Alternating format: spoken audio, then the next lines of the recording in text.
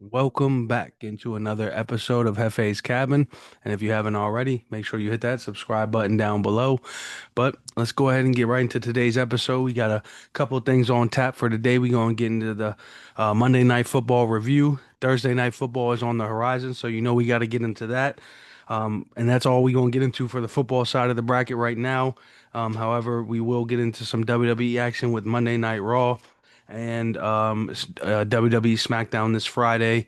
I will be releasing my Saturday episode a little bit earlier in the day, about 9 hours earlier in the day. Um, Actually, probably even earlier than that. I might release it around 9 a.m., 6 a.m., depending on which coast you're in, because we do have the WWE pay-per-view Wrestlepalooza, and I will be getting into Sunday football as well and give you guys a SmackDown review episode as well for that. But let's go ahead and get into today's episode. We're going to kick things off with Monday Night Football's review. First up, we had Baker Mayfield and the Tampa Bay Bucks versus the Houston Texans. Baker Mayfield rallies at the end of the game, sets up Rashad White for a game-tying 2-yard TD run to defeat the Texans 20 to 19. The Texans took a 19 to 14 lead right before the 2-minute warning in the fourth quarter, but that defense just couldn't hold up. Baker overall threw for 215 yards, two touchdown passes. Bucky had a day with 17 carries, 71 yards and six catches as well for 50 yards.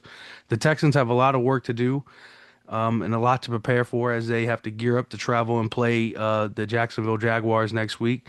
Tampa returns home to take on the Jets, who could be without their starting quarterback Justin Fields as he is in concussion protocol. So that is something that we will be monitoring heading into Sunday football. But that was the 7 o'clock game, and we did have two games on this past Monday. We will also be getting two Monday Night Football games later on in the season as well, so can't wait for that. But the second game of the day, we had the Chargers and the Raiders. The Raiders quarterback Geno Smith got picked off three times in a 20-9 loss. Justin Herbert's Chargers. They had a day especially in that first half. He threw for 242 yards, two touchdown passes, and Keenan Allen, for one, has to be happy to be back with the Chargers, man. He hauled in five catches for 61 yards and had one of the two Justin Herbert touchdown passes, while Quentin Johnston had the other one. And he also had three catches for 71 yards as well. They return home next week to play the Broncos, while the Raiders look to get back on track in the nation's capital against the Washington Commanders. And we finally get to see Genty get his first 50 plus rushing yard game in the NFL. He's kind of been disappointing in my opinion thus far. Being as high of a draft pick as he was, you would expect a lot more from him right now. And in my opinion, he's just not doing what a top overall pick should be doing. But we'll see if he can get things going this week. And let's get into some Thursday night football. Thursday night football, we have the 0-2 Dolphins versus the the 2-0 Bills. The Bills are favored heavy in this divisional matchup at 11.5 points. The over and under is at 49.5. The 0-2 Dolphins travel to Buffalo looking for their first win of the season and trying to avoid an 0-3 start, while Josh Allen and the Bills look to remain a perfect 3-0 when the Dolphins come to visit. Josh Allen owns a 8-1 record versus Tua and a 12-2 record overall versus the Dolphins. He's also a perfect 7-0 on Thursday Night Football, while Tua Tagovailoa is 1-3 on Thursday Night Football. I think it's honestly safe to say that the Bills will be winning this matchup. My best bet in this matchup is I got a few of them actually. First up, I have Josh Allen over 1.5 touchdown passes. Um,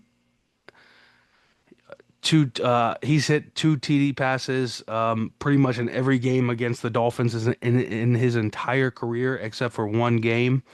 So I can't see any other way that that doesn't come in. That is definitely something to lean on for sure.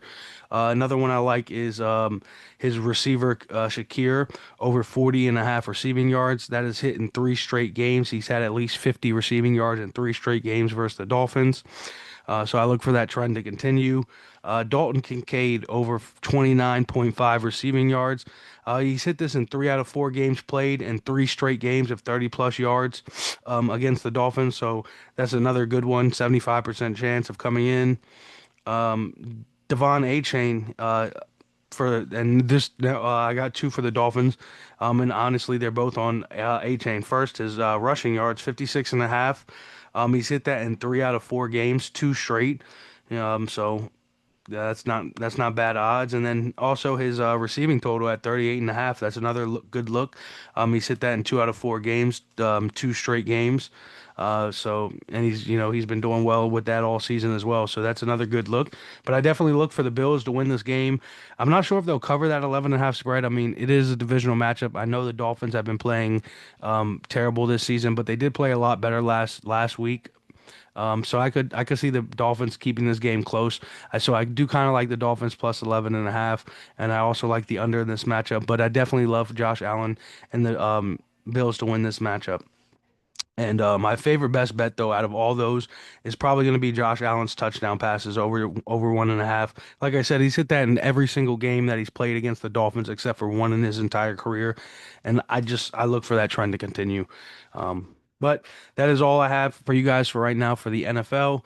So I appreciate everyone for stopping by. If that's all you came for, we'll be getting into some WWE from here on out. So make sure you guys hit that subscribe button down below. I'll hit you guys Saturday morning with some more NFL talk.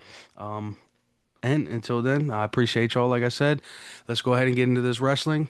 And if you guys are just coming down all the way to the end of this video to get into the WWE, make sure you hit that subscribe and like button down below. And let's go ahead and get right into it. The Monday Night Raw review. Raw kicked off with a backstage segment between the Usos and LA Knight in the parking lot. And then we officially got things underway in the ring with John Cena. He cut a great promo, and then our first match of the night was Roxanne Perez versus Lyra Valkyria. During this matchup, Raquel does get sent to the back. However, after Lyra Valkyria picks up the win, Raquel does come back and attacks Roxanne with I'm sorry, and attacks Lyra with Roxanne. Bailey ends up returning at the end of this and coming out to save her. It is very weird to see afterwards she went on a little hugging spree. Um, not sure what to make of this Bailey return. Out next, we had our second matchup of the night, which was Kofi Kingston versus Penta. This was a great matchup, as I said it would be, which Penta did pick up the victory in. After this, we got the what everybody was waiting for, the Seth Rollins Becky Lynch coming out and cutting their promos that led to AJ Lee and CM Punk coming out. We had great back and forth promos between these guys. This all led up to AJ Lee slapping Seth Rollins first. So I was wrong. I said Becky would throw the first hit. It was actually AJ Lee who slapped Rollins. And then Becky and Seth would have a fake little argument in the ring that Becky ends up leaving. This leads to Seth Rollins mushing CM Punk in the face and then him escaping the ring. Punk, of course, would go after Seth Rollins. This led to Becky Lynch coming back in from behind and attacking AJ Lee. Punk got back into the ring and got slapped by Becky Lynch twice before she left the ring. So just adding fuel to the fire for this Saturday. Can't wait for that matchup between all four of those guys. After that, we had the El Grande Americano versus Dragon Lee match, which, of course, El Grande is continuing his winning ways. I believe he's only lost one match in the WWE so far. We did get the other two El Grande Americanos coming out and a little Spider-Man meme between them at the end of the matchup. After this, we had Stephanie Valkyr and Kairi Sane match up against each other, which Stephanie, of course, won this matchup. And then we got right into our main event with LA Knight and Jimmy Uso versus Bronson Reed and Braun Breaker. The winners of this match was Bronson Reed and Braun Breaker. After the match, they tried to attack Jimmy Uso, but Jay Uso ran down with a chair. He took both of them out, and then he went to go check on Jimmy. LA Knight slides into the ring, grabs the chair, and has a stare down with Jay. Ends up throwing the chair down, and then Jay ends up extending his hand for a handshake with LA Knight. LA Knight does shake Jay Uso's hand, but as soon as Jay Uso turns around to go back and check on Jimmy, LA Knight would spin him back around and hit him with the BFT to end Monday Night Raw. So it's very interesting to see where that feud and that storyline goes between those two guys. As we do know, they are both a face. Neither one of them seems to be wanting to turn heel. But in my best opinion, there's a part of me that believes LA Knight will be turning um, on the Usos and just turn in general and side with Seth Rollins and Bronson Reed and Braun Breaker and join that faction. But that's just a piece of me that believes that. But we'll see how that goes and where that storyline goes with LA Knight, the Vision, and Jay and Jimmy Uso. Let's go ahead and get into some SmackDown. We have for the SmackDown episode this week, we have Cody Rhodes, who is set to appear, and we got to expect Drew McIntyre to come out. We do know this is the go home show for Wrestlepalooza, which will be Saturday, the very next day. So I expect Drew and Cody to have a way with words. Sami Zayn is also issuing his open challenge match versus Carmelo Hayes. I do expect The Miz to get involved and possibly cost Carmelo Hayes a match. We do know that The Miz wanted to get a tag team opportunity with Carmelo Hayes, but Carmelo wanted other things. He wanted singles gold in the WWE, and now he's getting a chance at Sami Zayn's title. But in my personal opinion, though, as far as Sami Zayn's open challenges have gone, I really don't like them thus far. The first one was cool with John Cena, I get it, but after that, like now he knows who his opponent is. So is it really an open challenge? In my opinion, a real open challenge is not knowing who your opponent is, or at least making us think that we don't know who your opponent is.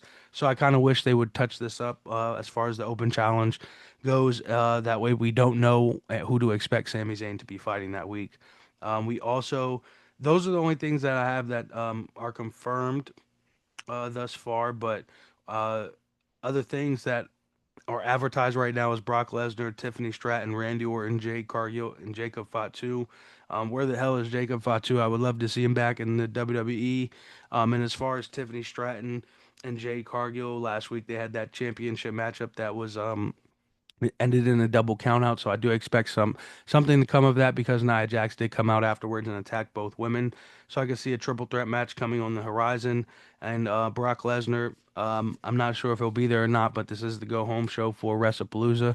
So I wouldn't be surprised if he cuts a promo prior to this matchup. We'll have to see and check in. But like I said earlier in this broadcast, if you guys missed it because you guys are only watching this wrestling portion, I'll say it again. I will be dropping an earlier edition of the cabin this Saturday, 9 a.m., 6 a.m., depending on which coast you're in. Wrestlepalooza is coming out and the NFL, so we got to get into that, and then some SmackDown previews as well, and Thursday Night Football review as well. So we'll get into all that for you guys and more this Saturday morning. So make sure you guys hit that subscribe button down below. And until next time, I'll catch y'all in the cabin.